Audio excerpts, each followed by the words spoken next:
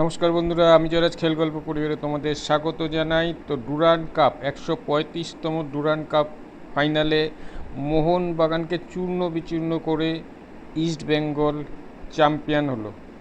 দীর্ঘ 22 বছরের ডুরান্ড কাপের খরা ইস্ট বেঙ্গলের কাটলো মোহনবাগানকে হারিয়ে। এবং এই যে ফাইনাল খেলা, আমি চূর্ণ বিচূর্ণ বললাম এই কারণে যে মোহনবাগানের সাথে যে ডুয়েলটা আমরা সচরাচর দেখে এসেছি সমানে সমানে, এবং গ্রুপ স্টেজেও দেখেছি, সেখানে কিন্তু আজ আউটপ্লে করে দিয়েছে মোহনবাগানকে। মোহনবাগানের কাছে কোনো জবাবই ছিল না ইস্ট বেঙ্গলের খেলার উত্তর দেওয়ার। ইস্ট বেঙ্গল যেভাবে খেলেছে মোহনবাগানকে পুরো নাচিয়ে ছেড়েছে। তো ফাইনাল যে আমি যখন আইএসএলে প্রথম ইস্ট বেঙ্গল খেলতে এসেছিল, তখন কিন্তু মোহনবাগান আপার এন্ড ছিল, এবং মোহনবাগান ইস্ট বেঙ্গলকে প্রায় ডার্বিতে সবসময়ই হারাতো বা ড্র করতো, ইস্ট বেঙ্গল জিততে পারতো না। এতটাই আধিপত্য নিয়ে খেলতো মোহনবাগান ডার্বিগুলো, এবং ইস্ট বেঙ্গল দর্শকরা সবসময় এটা অ্যাভয়েড করতে চাইছো। এই ডার্বি আসলেই আবার হার, আবার একটা লজ্জা। কিন্তু ইদানিং বা আজকে যেরকম খেলাটা হলো, এরকম খেলা, এরকম ফাইনাল কোনো সময়ই দেখা যায়নি ইস্ট বেঙ্গল বা মোহনবাগানের ক্ষেত্রে, যেখানে ইস্ট বেঙ্গল 22 মিনিটের মাথায় ম্যাচটা পুরো নিজের পকেটে করে নিয়েছে। এই 22 মিনিটের মধ্যেই বোঝা হয়ে গেছিল যে এবার ডুরান্ড কাপ কাদের হাতে উঠতে চলেছে। খেলার কথা যদি আসি, প্রথম কিন্তু গোলে শট নেয় মোহনবাগানের লিস্টন কোলাসো। এরপরে খেলার 12 মিনিটের মধ্যে প্রথমে বিপিন সিং দুর্দান্ত, রাশিদের একটা থ্রু বল দুর্দান্তভাবে নিয়ে গোল করে এবং 1-0 ইস্টবেঙ্গলকে এগিয়ে দেয়। সেটা 10 মিনিটের মাথায়। এরপরে 12 মিনিটের মাথায় আবার এডমুন্ড দূরপাল্লার শটে আবার সেই বিশাল কায়েতকে পরাস্ত করে দ্বিতীয় গোল করে ইস্টবেঙ্গলের হয়ে, এবং নিজের প্রথম গোল। তারপরে 22 মিনিটের মাথায় এডমুন্ড 3-0 করে এবং নিজের দ্বিতীয় গোল সম্পন্ন করে। এরপরে মোহনবাগান কীভাবে খেলায় ফিরে আসে সেটাই দেখার ছিল। এবং যেটা হয় যে হাইব্রেশন ব্রেক, যেটা হয় ব্রেকের পরে আবার খেলা শুরু হওয়ার পরে মনবীর একটি গোল শোধ করে মোহনবাগানের হয়ে খেলা স্কোর হয় 3-1 33 মিনিটের মাথায়। এরপরে 44 মিনিটের মাথায় আবার এডমুন্ড গোল করে এবং 4-1 হয় স্কোর। এরপরে মোহনবাগানের পক্ষে অল আউট যাওয়া ছাড়া কিছু উপায় ছিল না, এবং চেষ্টা ছিল, অঘটন যদি ঘটতো তাহলে সেটা 100টায় 99টায় ঘটার চান্স কম।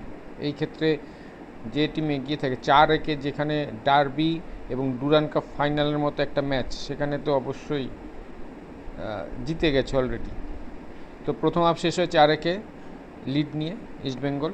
এরপরে দ্বিতীয় হাফে আমি ভেবেছিলাম যে হয়তো মোহনবাগান আক্রমণাত্মক খেলবে এবং গোল একটা দুটো দেখা যাবে। অন্যদিকে ইস্টবেঙ্গলও হয়তো গোল সংখ্যা বাড়াবে, কারণ মোহনবাগানকে জিততে গেলে অল আউট যেতে হতো, এবং সেই সুযোগটা নিয়ে কাউন্টারে ইস্টবেঙ্গল গোল করে দিতে পারতো, এবং সুযোগ কিন্তু ইস্টবেঙ্গল পেয়েছিল। ইস্টবেঙ্গল সুযোগ পেয়েছিল, যেখানে 1:1 জেসিন্টিকে একটা পেয়েছিল, সেটা মিস করেছে। একটা আমাদের বিপিন সিং, সে একটা অনবদ্য সুযোগ পেয়েছিল, মিস করেছে। এবং রাশিদ, যেটা পুরো 90 মিনিটসের পরে যে অ্যাডেড টাইমে একটা চান্স এসেছিল থ্রু বল, যেখানে কিন্তু মোহনবাগানের প্লেয়ার সে পায়ে লাগিয়ে দেয় বলে রাশিদ পায়ে পায়নি, কিন্তু সেটা পেলে অবিধানিত গোল ছিল। আর এই মোহনবাগানকে যে ইস্টবেঙ্গল হারিয়েছে, যদি আমি ইস্টবেঙ্গলের স্কোয়াড দেখি, ইস্টবেঙ্গলের স্কোয়াডে কিন্তু বিদেশি হিসেবে 2জন মাঠে উপস্থিত ছিল, একজন হচ্ছে কি র্যামিরেজ আর একজন হচ্ছে রাশিদ। বাকি 9জন কিন্তু আমাদের ভারতীয় প্লেয়ার, দেশীয় প্লেয়ার। অন্যদিকে মোহনবাগানে রিজার্ভ বেঞ্চ থেকে শুরু করে স্টার্টিং 11 কে নেই, পুরো ফুল স্কোয়াড ছিল। রড্রিগেস ছিল, আমাদের সেন্টার ব্যাক বিদেশি হিসাবে ম্যাকলারেন, তারপরে ছিল ডাগ আউটে ছিল মিগুয়েল, ছাংতে, সাহাল আব্দুল সামাদ, কিয়ান নাসিরি, মানে সব ভালো ভালো প্লেয়ার মোহনবাগান যাদের এই বছর নিয়েছে, নতুন সাইনিং থেকে শুরু করে সবাই কিন্তু ছিল। এবং এই যে মোহনবাগানের কোচ, তার যে স্ট্র্যাটেজি, তাতে আমার একটু আপত্তি আছে। সেই স্ট্র্যাটেজি যেটা দেখা গেল যে সে একটু ডিফেন্সিভ মোডে খেলিয়েছে টিমকে, যেখানে সাহাল আব্দুল সামাদ এত সুন্দর একটা ফর্মে রয়েছে, তাকে বসিয়ে দিল, স্টার্টিং 11-এ রাখলো না। এবং মিগুয়েল ফিগুয়েরা, তাকেও স্টার্টিং 11-এ রাখা হয়নি, যারা দুজনেই কিন্তু অ্যাটাকিং মিডফিল্ডার। এবং এই জায়গায় কিন্তু ইস্টবেঙ্গল বাজিমাত করলো। এবং ইস্টবেঙ্গলের যদি প্লেয়ার ওয়াইজ বলি, অবশ্যই সবার উপরে আমি সবসময় বলেছি রাশিদ, এবারও তাই। গোল করতে পারেনি, কিন্তু 3টে অ্যাসিস্ট করেছে। এবং রাশিদ কিন্তু ইস্টবেঙ্গলের নিউক্লিয়াস, সে পুরো টিমের ডিফেন্স যেমন সামলিয়েছে, অ্যাটাকেও কিন্তু গিয়ে সহযোগিতা করেছে। তার একার হাতে ইস্টবেঙ্গল কিন্তু খেলেছে, মানে চালনা শক্তি তাকে বলা হয়। এবছর দুর্দান্ত ফর্মে রয়েছে রাশিদ, টপ ফর্মে। এবং তার যে ফর্ম এত ভালো, তার খেলায় কিন্তু সেটা দেখাই যাচ্ছে। অন্যদিকে এডমুন ইস্টবেঙ্গলের হয়ে আজ একটা ইতিহাস সৃষ্টি করলো, হ্যাট্রিক করে ডুরান্ড কাপের ফাইনালে হ্যাট্রিক মোহনবাগানের এগেনস্টে, এবং ইস্টবেঙ্গলকে ডুরান্ড কাপ 22 বছর পর চ্যাম্পিয়ন করলো। দুর্দান্ত খেলেছে, দুর্দান্ত। আমি সবসময় বলে এসেছিলাম এডমুন, ডেভিড, এই দুজন যে আমাদের দেশীয় স্ট্রাইকার, ভারতীয় স্ট্রাইকার, এদের প্রতি নজর যদি দেওয়া হয়, এরা কিন্তু ফরেন স্ট্রাইকারদেরও টেক্কা দেবে। এবং সেটা কিন্তু আজ এডমুন চোখে আঙুল দিয়ে দেখিয়ে দিল। মোহনবাগানের ম্যাকলারেন, সেও কিন্তু সুযোগ পেয়েছিল, কিন্তু হাওয়ায় মারছে বা সাইডে মারছে, হাতে মারছে, একটা প্রপার স্ট্রাইক সে করতে পারেনি। আর ইস্টবেঙ্গলের ডিফেন্সে মান্ডি আর হচ্ছে কি সন্দীপ মান্ডি, আর হচ্ছে কি আমাদের আনোয়ার অনবদ্য। আনোয়ার একা সামলেছে ডিফেন্স, অবশ্যই সহযোগিতা ছিল তার যে সতীর্থ প্লেয়ারদের। মান্ডি দারুণ খেলেছে, ভাট দারুণ খেলেছে। তো ডিফেন্স সত্যি ইস্টবেঙ্গলের আজ পুরো টুর্নামেন্টেই বলবো ডিফেন্স খুব ভালো খেলেছে। আর আমাদের যদি ম্যাকলারেনের কথা বলি, সে 10 কোটি টাকা দিয়ে তাকে নেওয়া হয়েছে, কিন্তু এডমুন আর ম্যাকলারেন যদি বলি, এখন এডমুন যে দেশীয় মানে স্ট্রাইকার তাকে বলা যাবে না। যেভাবে সে খেলেছে, যেভাবে তার দৌড়, পুরো মাঠ জুড়ে দৌড়, সারা ম্যাচে দৌড়িয়েছে, মানে ডবল সিলিন্ডার নিয়ে দৌড়াচ্ছে, যেরকম পারফরমেন্স, তাকে বিদেশি স্ট্রাইকারের সাথে তুলনা করা যেতেই পারে। অনবদ্য খেলেছে এবং যোগ্য টিম হিসাবে ইস্টবেঙ্গল আজ ডুরান্ড চ্যাম্পিয়ন হয়েছে।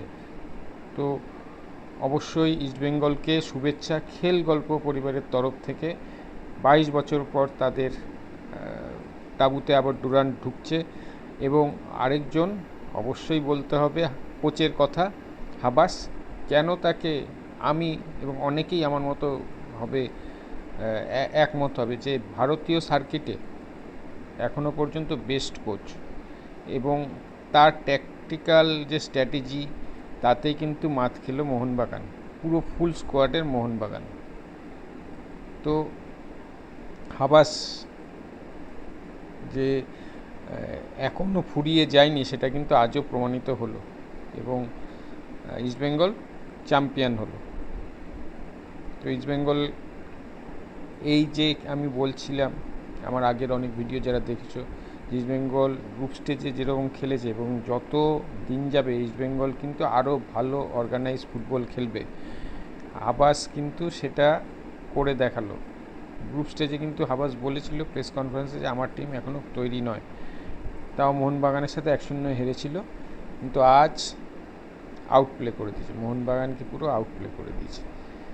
পেনাকুইটিস যে মোহনবাগানের কোচ, তাকে কিন্তু হাবাসের কাকে ছোট আন্ডার এস্টিমেট করছি না, কিন্তু আবাসের সাথে তুলনা করলে তার কিন্তু অনেকটাই নিচে রাখবো আমি। যাই হোক, মোহনবাগান হেরেছে, এখনও শেষ হয়নি, আইএসএল আছে। মোহনবাগান সমর্থকদের জন্য নিরাশ হওয়ার কিছু নেই, ভালো টিম আছে, পরিচালনা ভালো করতে হবে। আর ইস্টবেঙ্গলের পক্ষে বলবো যে অবশ্যই অভিনন্দন, ইস্টবেঙ্গল ডুরান্ড চ্যাম্পিয়ন 135তম।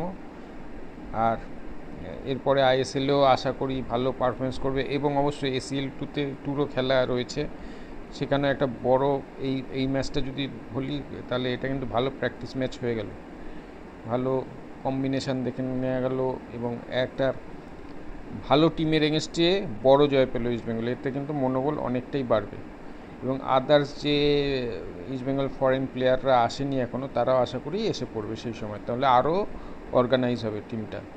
তো বন্ধুরা, তোমাদের কেমন লাগলো আজকের খেলা, এবং আমার মতো তোমরাও কি একমত যে মোহনবাগান ইস্টবেঙ্গলকে আউটপ্লে করেছে এবং যোগ্য টিম হিসাবে জিতেছে? অবশ্যই কমেন্টে জানাও। দেখা হচ্ছে পরের ভিডিওয়ে। আজ এখানেই শেষ করছি, সঙ্গে থেকো। যারা আমার ভিডিওটাকে ফেসবুক থেকে দেখছো তারা আমাকে ফলো করো, আর যারা ইউটিউব থেকে দেখছো তারা সাবস্ক্রাইব করো। টাটা।